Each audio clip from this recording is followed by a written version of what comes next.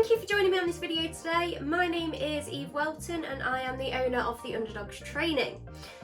We specialise in helping owners of blind or visually impaired dogs. So today I want to just jump straight in. There's a question that I hear bounding around a lot, and that is, should I buy another dog or rehome another dog from a rescue centre to help my blind dog? Good question. Now, I can see where people are coming from with this, and it's all from a positive place. People really want to help their dog, and they're thinking, you know, two birds with one stone, we can save another dog maybe, and it will help us, and you've got these visions of them all following each other and one leading the way. Yeah, no, that's not going to happen. It's lovely that you think like that, and you know, never say never, it could happen, but it would take a lot of work. Now, would I recommend you getting another dog just as your dog has gone blind, or just as you've taken on a blind dog or a blind puppy? No. No. We need to start at the basics. We need to put all of our attention into the dog with the sight issue or that is blind. We need to help retrain them. We need to help make sure that they know where they're going. We need to help make them feel confident out and about on walks. And I know what you're saying, and I hear you saying, yes, but if we had another dog, they would feel more confident, and you know, the other dog will be able to sort of guide them around the house. It's not quite as simple as that, I'm afraid. And if you do rescue another dog, what happens if it's too playful? It could be so playful, and it's bouncing all over this blind dog, and it could really actually shut the blind dog down. It could really make them feel insecure and inferior, and especially if you took on a puppy or something, whew, that's a whole other story in itself, puppy training. So if you're trying to do that and raise a blind dog at the same time, I mean, good luck with that. But you've got to think what's fair for both dogs as well. It's not just the blind dog we're thinking about. If you take on a puppy, it's not fair really on the puppy either. And you've got to think, you know, what if you rehomed a dog and it was fearful or reactive or really nervous? Because a lot of them are, especially the ones from abroad. Now, lovely thing to do, but maybe let's wait a year and make sure our blind dog's more confident before we do that. Because if our dog can't see already, and we're introducing another dog into the house which is also very nervous and very afraid, our blind dog's going to pick up on that, and they're going to think, oh, they're scared, should I be scared? And then that can also have an impact on how they're feeling as well.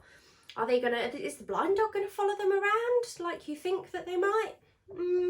Probably not if they're nervous. It's also going to take up a lot more of your time. Taking on two dogs, you're going to have to train the other one as well. How are you going to train both of them at the same time? Are you going to take one outside, leave one inside? What about if it's raining? What about if they are that good together that they bond so quickly, but then have separation anxiety when they're separated from each other and worry? There's so many different things that we need to consider if we're thinking about taking on another dog. So it's never that simple. And as lovely as I think a lot of your minds are to go down that path of what it looks like in your head, of, oh, this dog and my blind dog will follow him and my blind dog will naturally just become more confident, it's just not reality. It's going to take a hell of a lot of work. And if you've got a job alongside that, or you're leaving them at home together, I really do not think it's a good idea. The reality of it is you are going to be splitting your time between both dogs. You're not going to be paying as much attention to the things with your blind dog as you probably could be doing if you didn't have this other dog.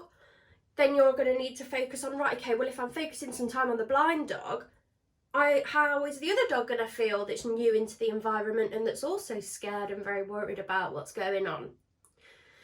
So really think of the reality of that as well.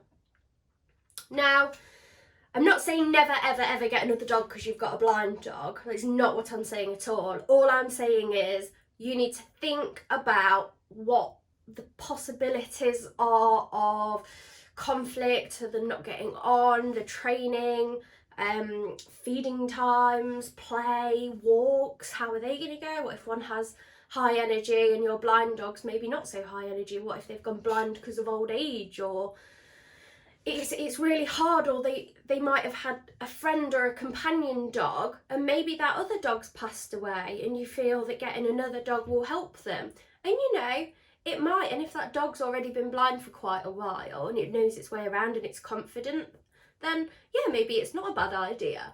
But I'm just saying, just think about it and just make sure your blind dog is in a comfortable place before you go and get another dog.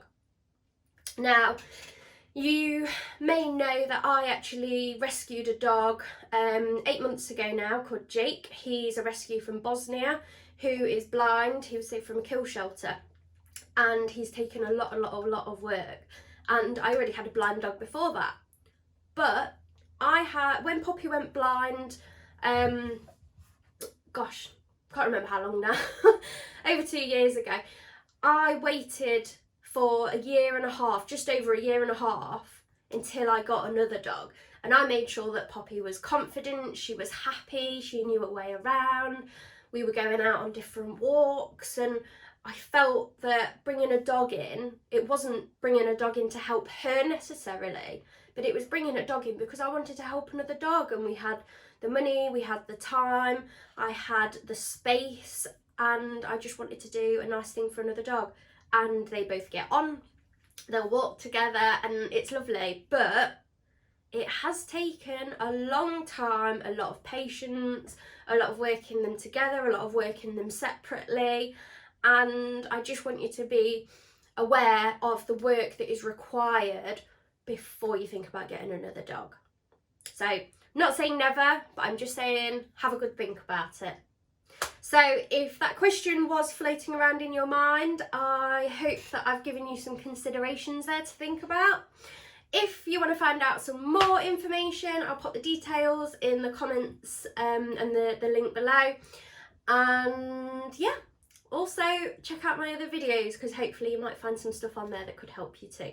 So I hope you've enjoyed today's video and I'll look forward to seeing you on my next one. Have a nice day.